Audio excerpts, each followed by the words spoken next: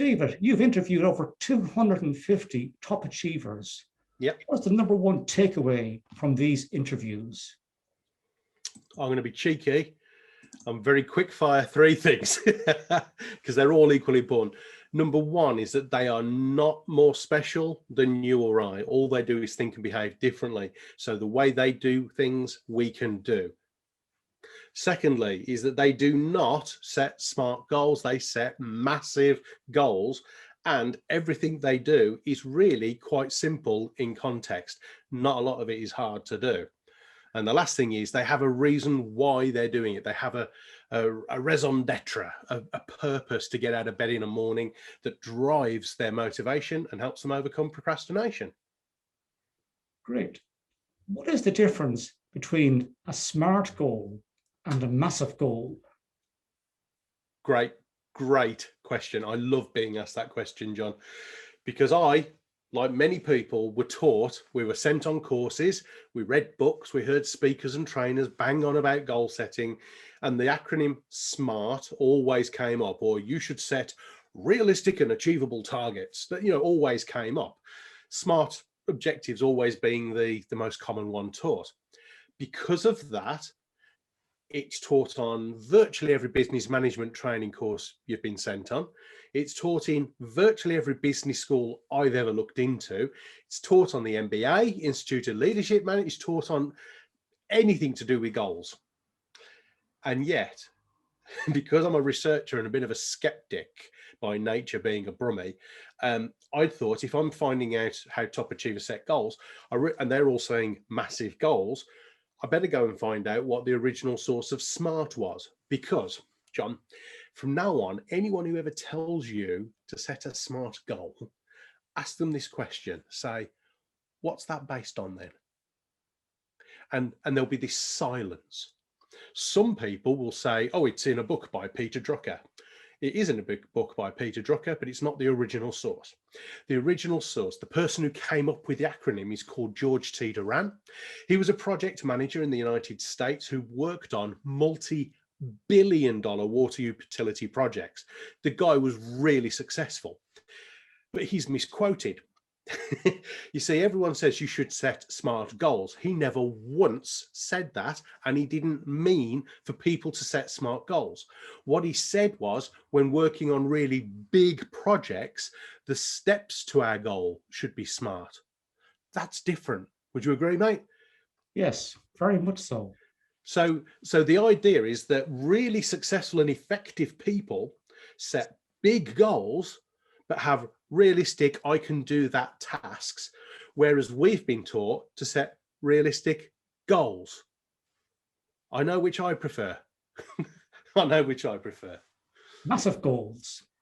You got it. Question from a member of the audience. Yeah. I have a massive goal in mind. How do I go about planning it? Oh, great question again. So if you've got this huge idea, it excites you, but you're thinking, I don't know where to start. There are perhaps a dozen things we can do, but here's a couple. Number one is, if it's been done before by somebody else, track them down, hunt them, stalk them, go through their bins, make crank phone calls, hang outside the house late at night looking through the curtains going, here's Johnny. Don't do that, John. If you do that, say somebody called Stephen told you to do it, all right? But track somebody down who has done it before and ask them to mentor you. Ask them to coach you, even if it's just for 1 hour, picking their brains on how you can think and behave the same way to avoid making mistakes they made, but also find out what they did that worked. It takes you from there to there so much quicker than everybody else who stumbles their way blindly towards achieving. So first things first, get some knowledge, skills, and expertise from someone who's already been there. The second thing I would strongly suggest is have a reason why you must achieve this goal that is bigger than your insecurities and fear of failure around it. Because if we just go after a goal, but we're still afraid of failing, there is a potential for us to use our first failure, knockback, setback, stumble, trip, or fall as a reason to give up and say, oh, I tried. Whereas if you've got a reason to achieve the goal that is bigger than your fears, every time we do get knocked down, instead of walking away saying, oh, I tried, we stand up, brush ourselves down, look the problem in the eye and go, is that all you got? And you go again and again and again and again. But you've got to have that reason. I interviewed a Paralympic tennis player, a world tennis champion, Britain's first world #1 tennis champion, I might add, and no one's heard of him, Mark Eccleston, lovely man. And he says, Dave, he says, when your friends go to the pub, you go training in the rain. My friends went to the pub, I became a world champion. Decide. You've got to have a reason to go training in the rain. I love that. I love that. So there's two things straight out the bat. The last thing I'd suggest out of the dozen or so things people can do is break down the big goal into little realistic and achievable steps until you've got this huge list of tiny little tasks, so that the goal might seem enormous and scary, but you can look at every single thing on your to-do list and go, I can do that. In which case, what's stopping you other than hard work? Very good point, David. And just to share a story, in February 2020, I stepped right out of my comfort zone. I decided to become a professional speaker and career coach. And to help me on my journey, I went and got myself a coach. And to be honest, I have not looked back since at the old John. I've enjoyed this journey, and I know I'm making progress every day. And the reason I said that to myself is my coach is there to support me and to help me along my journey. And that proves the importance of getting a coach. Absolutely. How has the COVID-19 pandemic impacted your business, David? Well, I could lie, I could exaggerate, but I'm not a liar. I do exaggerate occasionally, but I won't. I'll just tell you the truth. In March 2020, I had my busiest year on record booked in the diary. In March, we had something like 60 grand's worth of work booked in the diary. That's without anything else that comes in the year. We were going to have a cracking year, you know, potentially $250,000 turnover, I reckon. And 3 days later, I had 0 in the diary. Everything cancelled or postponed in 3 days. And I sat in my office for about 3 or 4 days, scared. I was almost paralyzed with fear, because my business is it's part of my purpose. You know, I want to serve people, help people. And I have a strong work ethic, John. I'm a grafter. And it's just as if someone had taken the plug out of my life. Now, sure, I've got my family, my friends and everything else, but my work is really part of my identity. And I struggled for about 4 days. And then I did what I call go rhino, right? I went, right, the only way I can take control is by doing stuff. So I just hit the ground running, and thankfully, thanks to God, touch wood, whatever you want to do, I started getting busy doing webinars, and my clients were ringing up asking me to make videos for them. I've been doing a lot of one-to-one coaching, and somehow I've just got busy. And, you know, am I running a business the size I was before? No. Am I earning a living? Yeah. You know, but until we get out the other side, I'm all right. I'm doing all right. I'm very blessed. Great answer, David. Thank you for The asking. point that you made there, you talked about serving people. And that's what coaching is all about to me. It's all about doing the best for your clients to help them overcome a problem in their professional or personal lives. And you do that by helping them to solve problems through adding value from your own experience. Yeah. What is the single biggest lesson you have learned as a motivational speaker over the years? Wow. Yeah, actually, I thought, well, that's a tough one, but actually, no, it's really easy to answer for me.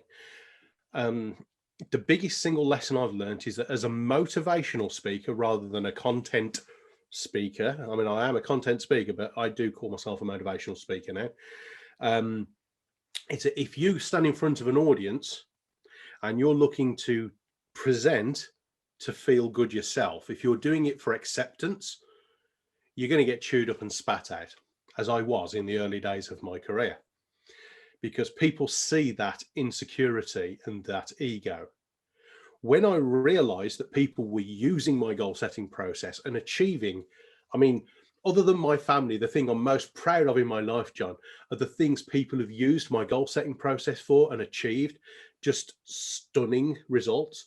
And that drives me. So when I realized that people can really achieve big, I started making my delivery as a speaker all about service, trying to impact as many people as I can, free of the desire for a round of applause and a happy evaluation sheet afterwards.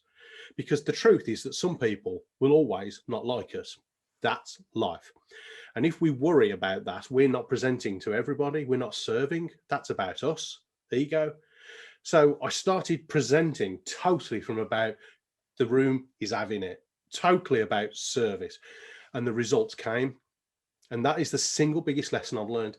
If I coach anybody now on presentations, all I say, first thing is that serving the room, or is this about your ego? You made a great point there, David, because another professional speaker that I know here in Ireland, he once said that public speaking is often about a performance.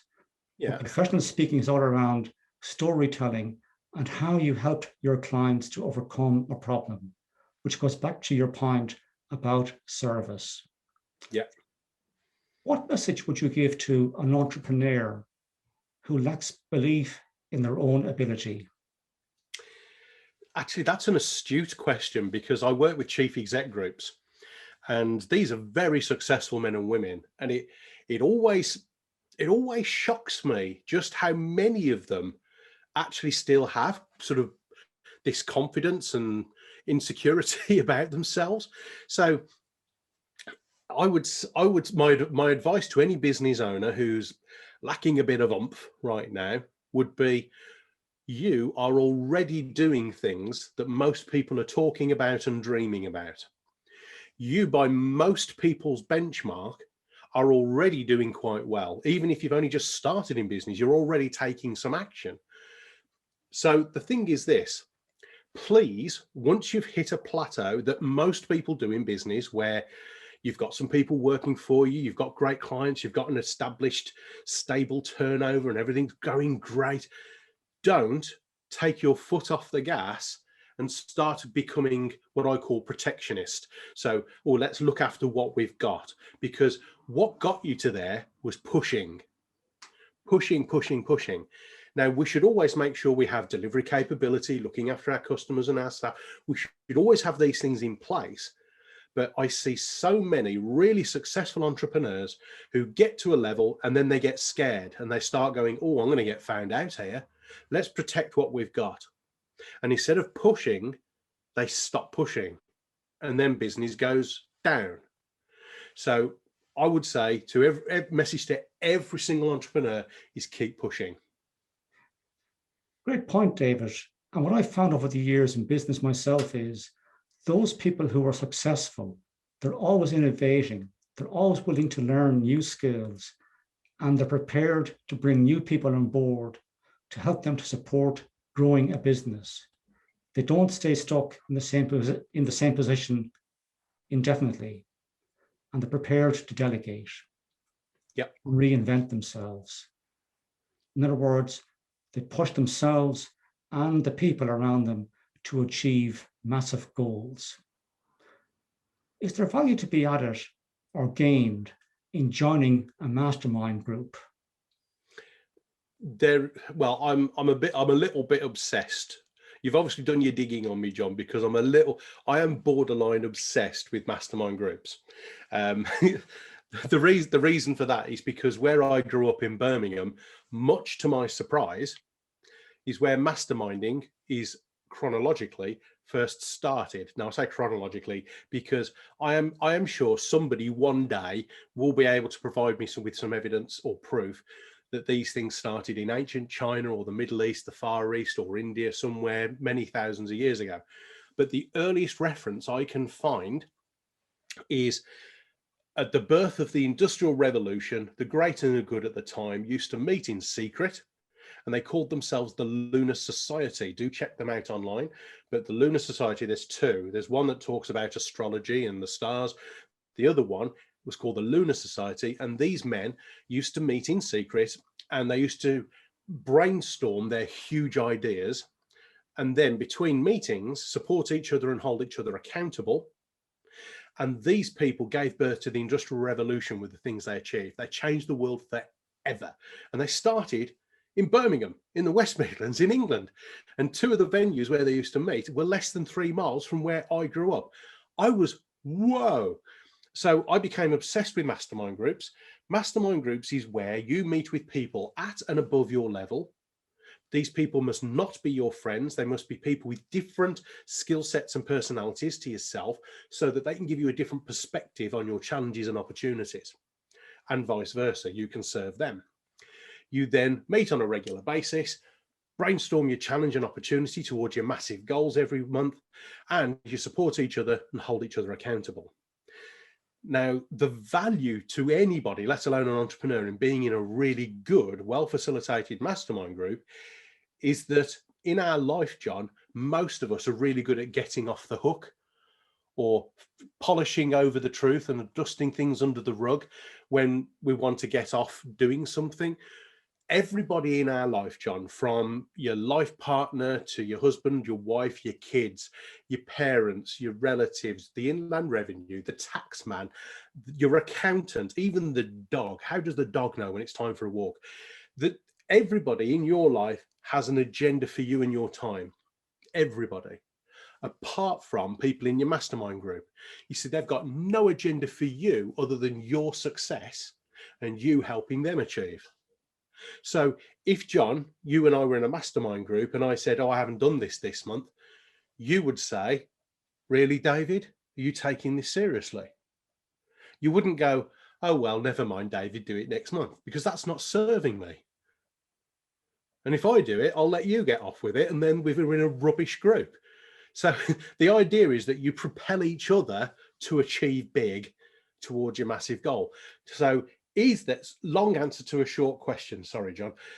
The answer is I would advise everybody to start, join, or get into a proper mastermind group. Thank you, David. You do a lot of work with people in schools in the UK.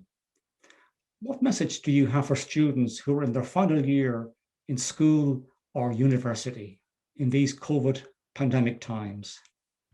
Wow.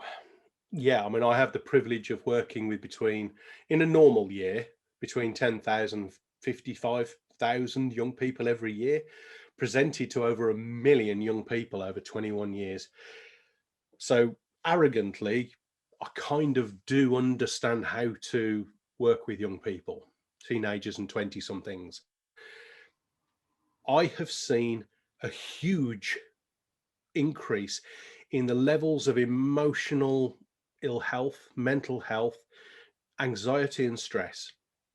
And whereas half of it was genuine and half of it was just, oh, my mate's a bit stressed, it must be okay to be stressed, therefore I've got stress. These days, because of the lack of the privation of uncertainty and lack of certainty, that is breeding fear. Fear is leading them to procrastinate, not do anything. And the longer they procrastinate and the more they worry about, should I do that in case it's the wrong thing, they end up doing nothing at all and become paralyzed with inactivity. My message to young people is, and this is a bit different to what I would normally say, but in these times I would say, don't necessarily look to adults for the answer, because we're scared too. We haven't got the answer. But if you want to do something, if you want to be better, achieve more, you take action. Because when you apply for a job, entrepreneurs will not just be looking at your grades. They will be asking you, so what did you do with your time during lockdown? Did you lock yourself in the bedroom and get sore thumbs from playing PlayStation and PS2 all day and night? Or did you learn an instrument, learn a new language, get a new qualification off your own back? Did you help the old lady down the road walking a dog, or the old bloke up the road with his shopping? Did you stay fit, healthy? Did you learn a new skill? Did you take a course to learn about body language, presentation skills, community? What did you do? Or did you just sit and watch the box? You see, people are going to hire people for their attitude and their levels of action and motivation, not just their grades. And the biggest thing a young person can do right now is skill up. When everyone else is blaming the government, their schools, colleges and universities, or the lack of teaching or a lack of technology, do something. Take responsibility for your life and your education. Step up. Step up. It really touched my heart at that reply, David, because I do firmly believe that when you go out to the workplace, you may have excellent grades from university or school, but if you don't have the confidence or the life or soft skills to back it up, you're going to struggle. And my message to young people, whether they're in school or in university, is develop your soft skills and work on developing life skills. They're more important than academic qualifications. Yeah. Where do you see the future for professional speaking on the world stage? Wow. Well, I used to do a lot of international speaking, but over the years I've tended to do less because there's so much work for me here in the UK. However, if you're talking globally as an industry, I spend some time speaking to people in the Learning Performance Institute, Institute of Sales Management, PSA, and a few of the learning institutes like the CIPD, and they're all saying the same thing, that it's going to become a blended learning approach. So we as speakers will, if you're a content speaker, i.e. you've got some measurable outputs and skills and knowledge that you can give to people to make them more effective, we are going to be in more demand than we were before. However, we will be needing to be more flexible. So we will be able to present live on a stage in front of a small or a very large audience. We will need to be able to be comfortable in front of a video camera in a studio, or presenting as you and I are today from our home offices via a webcam with a microphone and some soft lights on us. We've got to be more flexible, adaptable, and meet the needs of the audience. They're going to be after more content in short sound bites rather than 45-minute to 2-hour or 1-hour keynotes as such. We're going to have to adapt to meet the needs of the industry. Great answer. One final question for you, David. Yeah. Have you anything else you'd like to say to the audience? And how can the audience contact you? Thank you. Well, they can contact me. I'm over social media like a rash. If they spell my name correctly, they'll find me on LinkedIn, Facebook, wherever. It's David Hyner, Hyner. My website is davidhyner.com. As for something else I'd like to share, do you know, there are two types of people in this world, John. And I ask successful people, is there a book that you've read that has made you more effective? Not, oh, that's a good book, I've read it twice. I mean, it's made you more effective. It's made you think, behave, act differently, and achieve more. And above, out of the 258 top achievers I've interviewed, out of any biography, autobiography, business strategy or planning book, the biggest read quoted book that's made a difference is this one. It's called Rhinoceros Success by Scott Alexander. Now, it's a thin book with large print and pictures. It's a popular psychology, motivational rah-rah book. So why am I quoting it? It's because its author, Scott Alexander, discovered something that later, when I interviewed the psychologists and the neuroscientists, they kind of backed this up. And it's this, it's that 97% of the population tend to behave like cows. 3% of the population tend to behave like rhinos. And the point is this, when I interviewed Scott, I said, Scott, what's it all about? He says, Dave, people tend to hang around with people just like them in a herd, cows. He said, they look out over the field and go, I want that. I want to achieve things. but I'm a cow. I'll probably fail. You know, all that negative self-talk we all have. And so we stay put, doing what we've always done, getting what we've always got at best. Effectively, chew grass, moo, get milked. He said there are 3% of the population who behave like rhinos. They see what they want. John, if a rhinoceros sees what it wants, what does it do? Goes for it. It goes for it. Charge, bang, having it, right? Sorry, I'm from Birmingham. Having it. No, so I know it's a cheesy metaphor, but run with this, John, right?